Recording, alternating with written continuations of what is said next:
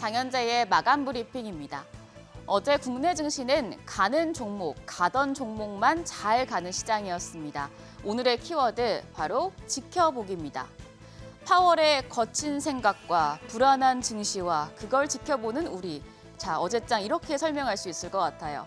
제롬 파월 연준 의장의 의회 증언을 앞두고 투심이 약해졌지만 외국인들의 자금이 유입되면서 시장은 보합으로 마감을 했습니다. 양 지수 혼조세로 마쳤습니다. 코스피가 0.03% 강보합으로 2,463.35포인트였고요.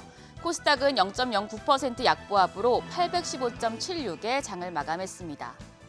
유가증권 시장은 외국인들의 매수세가 시장을 받쳐줬는데요. 외국인이 3,402억 원 순매수해서 2거래일 연속 매수 우위 나타냈고요. 이날도 2차전지 종목을 집중적으로 사들였습니다. 반면 개인과 기관은 매도 우위 나타냈습니다. 개인이 2,153억 원, 기관이 1,354억 원 매도 우위였습니다. 코스닥 시장에서는 개인이 2,541억 원 순매수를 보인 반면에 외국인과 기관이 시장에서 매도했습니다. 외국인이 840억 원, 기관이 1,638억 원 매도 우위 나타냈습니다. 원달러 환율은 소폭 올랐습니다. 서울 외환시장에서 달러 대비 원화 환율 2원 50전 오른 1,299원 40전에 장을 마쳤는데요. 앞서 보셨지만 파월 의장이 긴축 기조를 이어갈 의지를 내비쳤기 때문에 이 환율의 추가 상승 가능성이 더욱 커졌고 외국인의 매수세가 약해질 수도 있겠습니다. 이 부분 예의주시하셔야겠습니다. 시가총액 상위 종목 마감가 보겠습니다. 코스피 시총 상위 종목에서는 2차 전지주를 제외하고는 그 외 종목들이 약세를 보였습니다. 코스피 시총 상위 종목에서 LG 에너지 솔루션과 LG화학, 삼성 SDI가 강세를 보였는데요. LG 에너지 솔루션이 3.47% 올라 56만 6천 원, 삼성 SDI가 1.54% 올라 79만 3천 원의 장을 마쳤습니다. 반면에 삼성전자 1.3% 하락해서 6만 700원이었고요. SK하이닉스도 0.89% 약세로 종가 8만 8,900원이었습니다.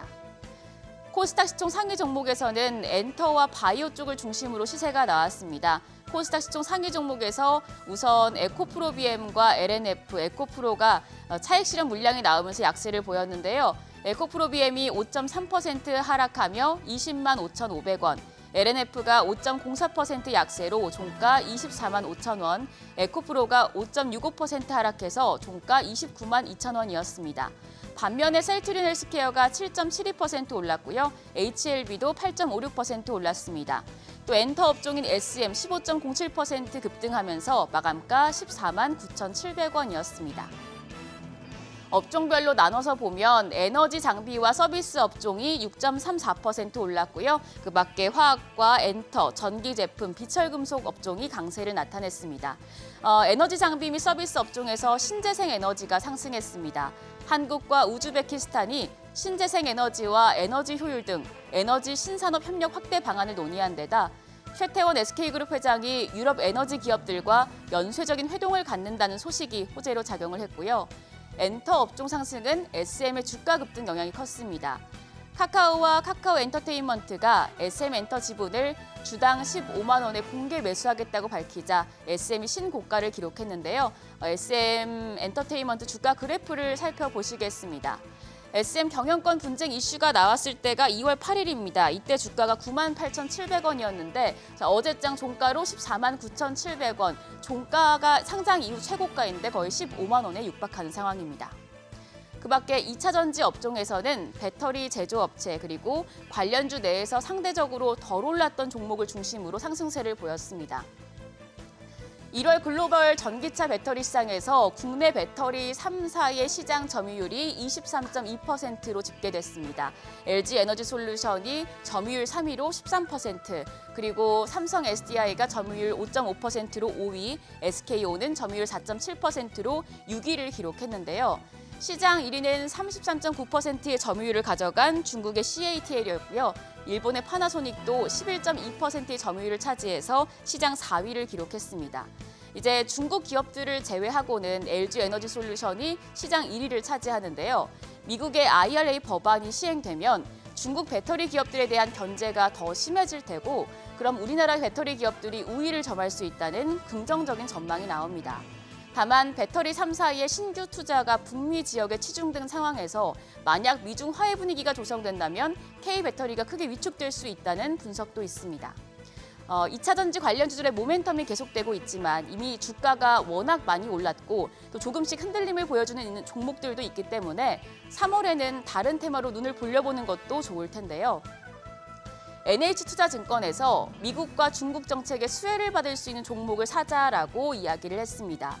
외국인 투자자들이 아시아 증시를 다시 매수하고 있고 국내 증시에서 매수세가 조금 약해졌었지만 그래도 그동안의 매도 금액을 감안하면 아직 매수 여력이 남아있다라는 분석이 많은데요. NH투자증권은 외국인들이 매수하는 업종은 코로나19 사태 이후에 비중을 줄였다가 매수를 하고 있지만 아직 매수 비중이 작은 업종을 주목하라고 합니다. 은행이나 보험 업종은 이미 1, 2월에 외국인들이 너무나 많이 매수를 했었기 때문에 이런 금융주보다는 화장품과 의류, 호텔 레저, 비철 목재, 그리고 자동차 업종의 매수 비용이요. 2019년보다 많이 떨어져 있고 그리고 저점에 가깝다는 걸 확인할 수 있습니다. 이 업종들을 중국 리오프닝과 미국의 IRA 테마로 나눠서 볼 수가 있을 텐데 일단 중국 리오프닝 대응 전략부터 살펴보겠습니다. 사실 중국이 양회에서 성장률 목표치를 5% 내외로 제시를 했고 이 부분만 봤을 때는 다소 실망스러운 감이 없지 않습니다. 그래서 중국 리오프닝 관련주들 주가가 이후에 살짝씩 떨어지기도 했었는데요. 하지만 중국의 광업과 공업 재고가 지금 수준만 유지하더라도 2분기에는 재고가 떨어지게 될 거고 그럼 철강과 비철금속 스프레드가 개선될 여지가 있다는 해석이 있고요. 화장품주와 의류주의 수혜도 가능하다고 봤습니다. 다만 중국에서 이제 자국 브랜드 선호 현상이 강해지고 있어서 화장품과 의류주에서도 중국 시장에서 OEM을 하거나 아니면 현지화 전략을 구사하고 있는 종목을 기대해 볼 수 있겠습니다. 여행주도 한중 여행 관련 규제 완화로 기대감은 있는데요. 다만 중국에서 한국으로의 단체 관광을 허용하고 있지 않기 때문에 이 부분을 확인한 후에 대응할 필요가 있다고 합니다. 그래서 NH투자증권에서 관심 종목으로는 포스코홀딩스와 고려아연, 코스맥스, 콜마 B&H 등을 꼽았습니다. 자, 그리고 NH투자증권에서 이제 미국 IRA 세부안 발표와 관련해서도 모멘텀을 두 가지를 꼽았는데요. 바로 신재생 에너지와 자동차입니다. 먼저 태양광이나 풍력 같은 신재생 에너지 종목들은 2022년에 IRA 법안 이슈가 나오면서 그때 상승을 했다가 이 세부안 발표 시점이 미뤄지면서 모멘텀을 잃은 모습이었는데요. 3월에 세부안이 다시 나오면 주목을 받을 수 있다는 분석이고요. 다음으로 자동차의 경우에 이제 IRA를 통해서 미국이 미국산 전기차에만 보조금을 주게 되면 피해를 보는 분야로 잘 알려져 있는데요. 보조금 이슈가 이미 주가의 상당 부분 선반영이 됐고 현대차 그룹의 해외 재고가 여전히 낮은 수준인 점을 미루어 볼 때 IRA 법안이 나오고 당장 실적 리스크가 부각되진 않을 것으로 보이고 있습니다. 그래서 이 섹터와 관련해서는 두산 에너빌리티와 CS 윈드 등을 꼽았습니다. 2차 전지주에서 살짝 눈을 돌린다면 이런 종목들도 모멘텀이 존재한다라는 정도로 참고하시면 좋겠습니다. 그럼 국내 증시 개장도 머니쇼와 함께 하시죠. 지금까지 어제장 오늘장이었습니다.